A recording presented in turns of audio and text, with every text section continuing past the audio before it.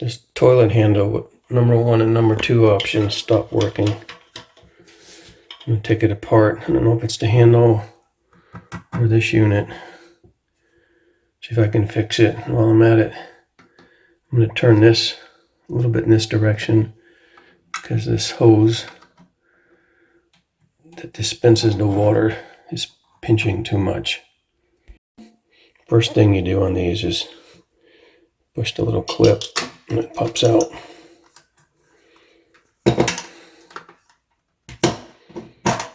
And we'll take this off. This goes in the opposite direction.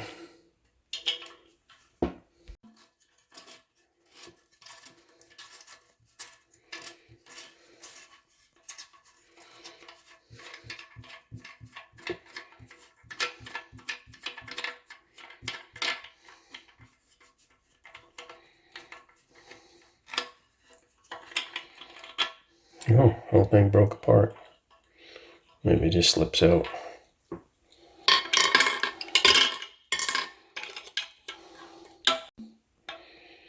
Oh, that's not good. The end of it broke. I did see something in the bottom in here that looked like a rock. Maybe it was this piece. Let's test. Let's see if we can still test this, because if this is bad, we have to replace the whole unit. Just a handle, that's easier. Let's see.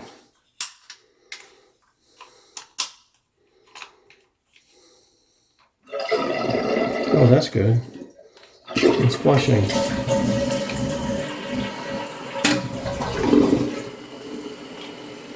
So it's not this or that, it's the handle.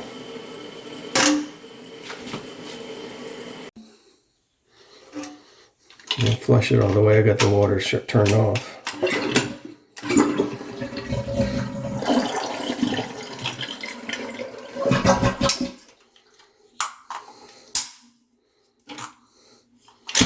Okay, we're going to loosen this up.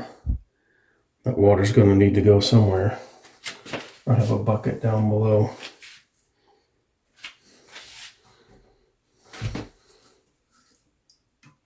Oh, look, maybe I can just turn it a little bit. There we go. I'm going to cut some of this off. I'm going to make sure it's tight on the bottom. I'm going to cut about 1 inch off.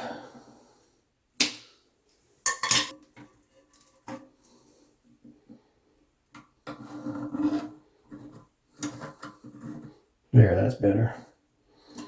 I like this style because you can control the volume of the water coming in. It's straight, it's full force water. You can slow it down.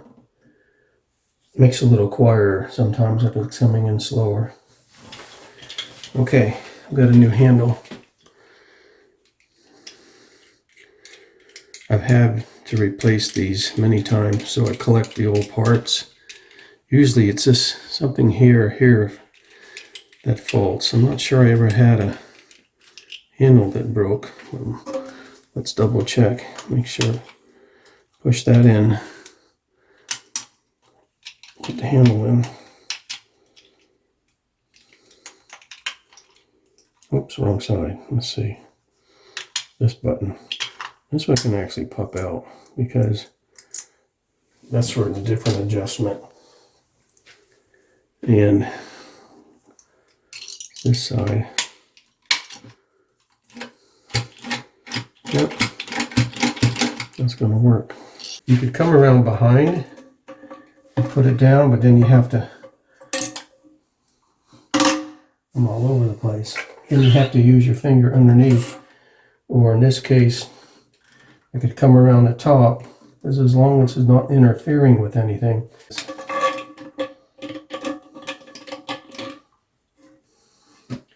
Notice that this is square. The hole in the side of the tank is square also, so that has to line up. And this thing spins on opposite of what you would try to tighten something up with.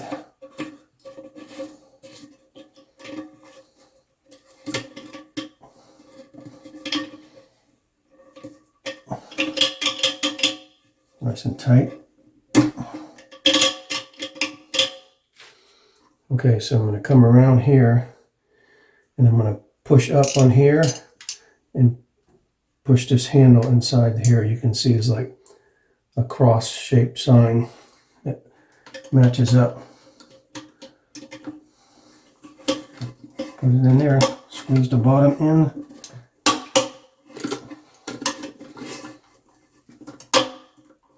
There we go. It's on there, so that's out of the way. Nothing's touching each other.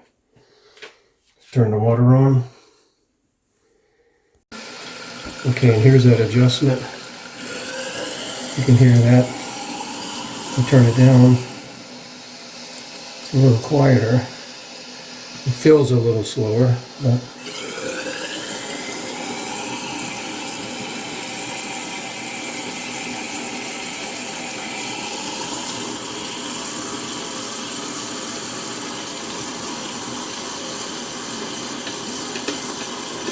and of course you know that this is the float. When it goes up, it stops filling, and you can adjust how much water you want to come into the tank by turning this knob.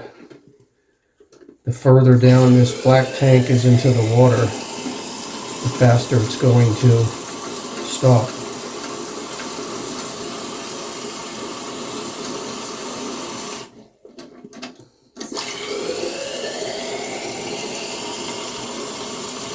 Some of the manufacturers will tell you stop about an inch below this overflow valve.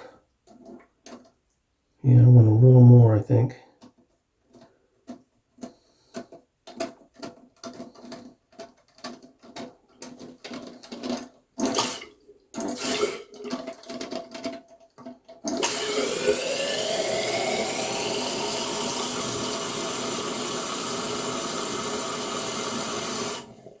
Okay, let's flush it.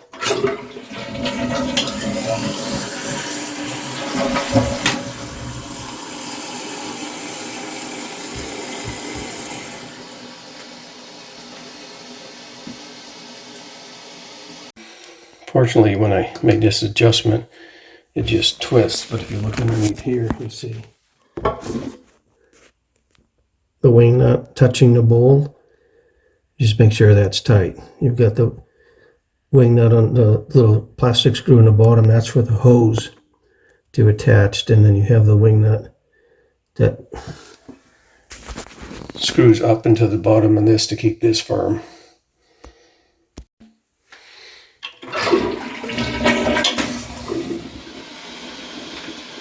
See, again, one, you have to pull it to the length you want it and you flush. I didn't empty all of it. Alrighty, good to go. Not going to explain it all the way, but on these dual flushers, 1, 2, down in here, you have two flaps, a blue flap and a green flap further down. And you just raise them up and down to determine how much water you want to go in for each one of those. Not a big deal. Yep, I think we're good to go. Problem fixed.